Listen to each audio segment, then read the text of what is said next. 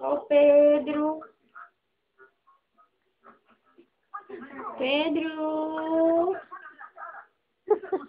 Vamos acordar, Pedro. Minha filha, tá pesando com o bichinho. Mas pode tirar, filha, né? Não, é um beneditito. Tire, foi que assim tá enjoando demais. Pedro. Acorde, Pedro. Oi. Eita, oi, papito de Milena. Quem tá tirando esse? Eu não tô Não tá tirando não, tá saindo sozinho o leite, comadre. Tá jorrando, que nem uma vaca. Acorda, Pedro. A madrinha já pegou a filha de vaca. Acorda, Pedro. Acorda, Pedro. Comadre, aí achei muita judiação. Acorda, minha diabo, que ódio. Vai gravar também a cagada? Ave, que ódio. Ninguém me deixa dormir nessa porra dessa casa. Eu quero me mudar daqui. Oh, coisa mais linda.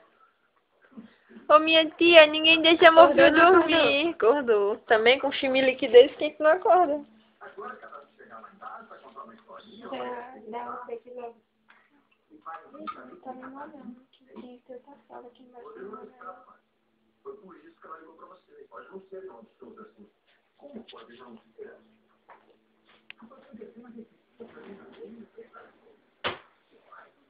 Pedro, acorda, minha tia. Ô, menino preguiçoso da porra, credo. Que menino preguiçoso, filha. Hã? Eu dei nesse peito aqui, ó. Eu dei 3.000.